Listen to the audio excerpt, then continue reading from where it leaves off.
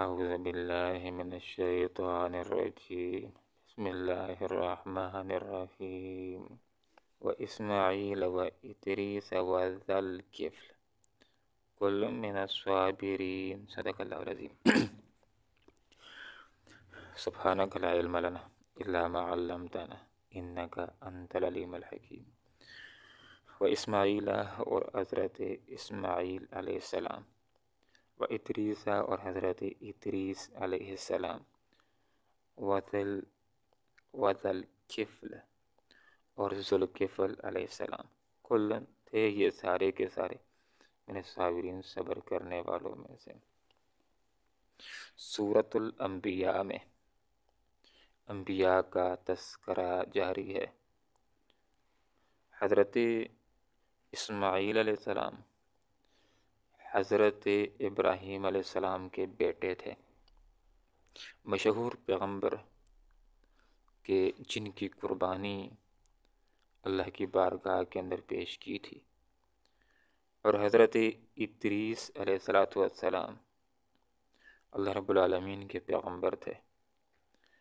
اور جہاں تک تعلق ہے ذوالکفل کا، علماء کا ان کے حوالے سے اختلاف ہے۔ بعض نے کہا کہ ذوالکفل بھی اللہ رب العالمین کے نبی تھے، اس لیے کہ انبیاء کے ضمن کے اندر ان کا تذکرہ ہو رہا ہے۔ اور بعض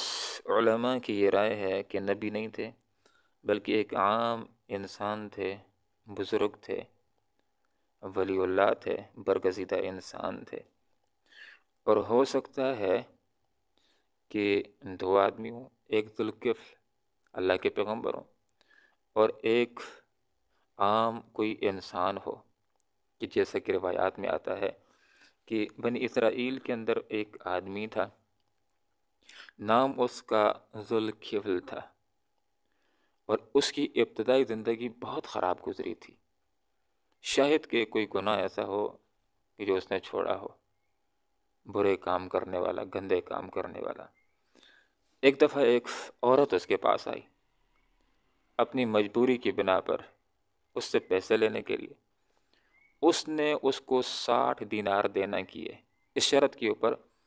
کہ وہ اپنے جسم کو ان کے حوالے کریں گی۔ مجبور تھی، تیار ہو گئی۔ جس وقت عین معاملے کا وقت آیا تو ذوالکفل نے دیکھا کہ عورت لرزاں ترساں ہے، تو کہا کہ میں نے تو تم کو مجبور نہیں کیا۔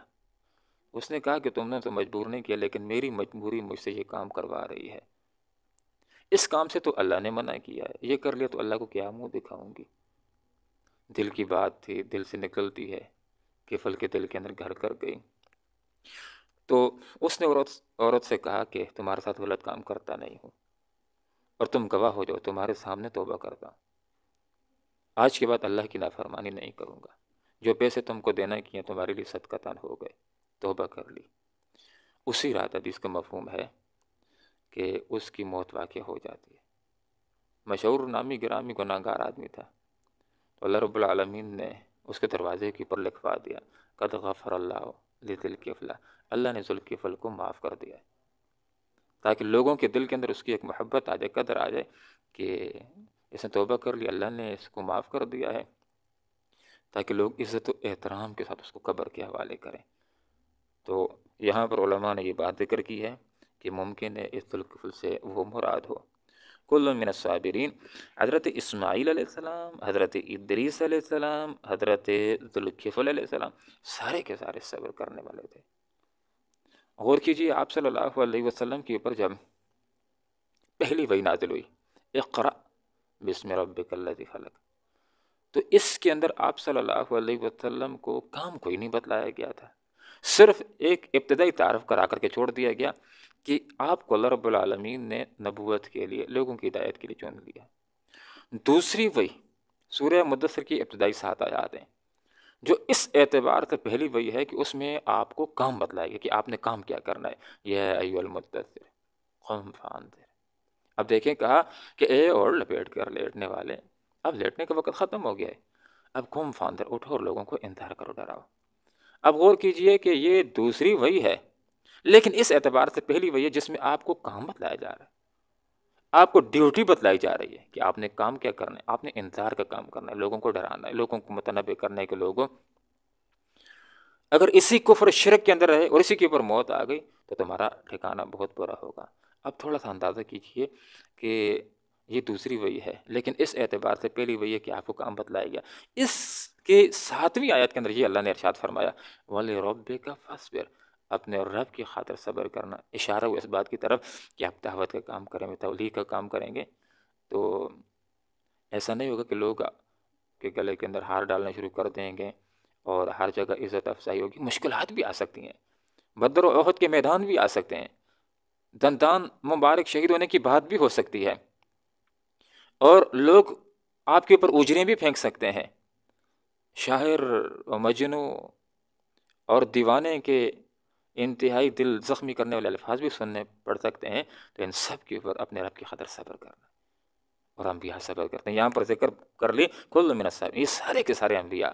یہ اللہ رب العالمین کے لیے صبر کرنے والے تھے، مشکلات کے اوپر نعوذ باللہ جزع فضع کرنے والے ایسا نہیں، بلکہ رب کی خاطر صبر کرنے والے تھے۔ وَأَدْخَلْنَاهُمْ فِي رَحْمَتِنَا، ہم نے ان کو داخل کیا فی رحمتنا، اپنی رحمت کے اندر، کہ جب بھی دنیا کے اندر اگر کسی قوم کے اوپر اتمام حجت قائم ہو گیا اور عمومی اس قوم کے حوالے سے عذاب کا فیصلہ ہو گیا تو اللہ رب العالمین نے اپنی رحمت کے ساتھ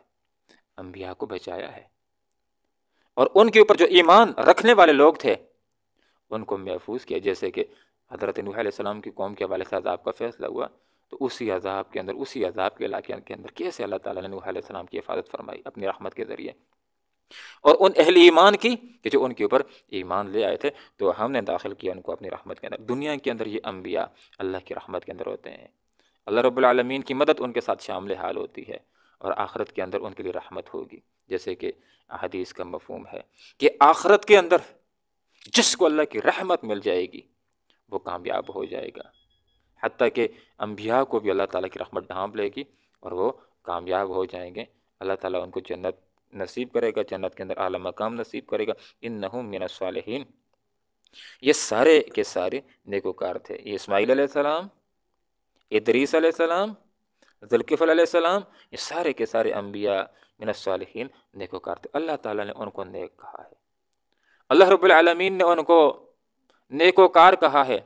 شاید اس لیے یہ بات کہنے کی حاجت پیش آ گئی کہ گزشتہ کتابوں کے اندر بعض ظالم لوگوں نے انبیاء کی طرف کچھ الزامات بھی منسوب کیے، تو ان سارے الزامات کا یہاں پر رد ہو گیا ہے کہ لوگوں نے اگر انبیاء کی طرف کچھ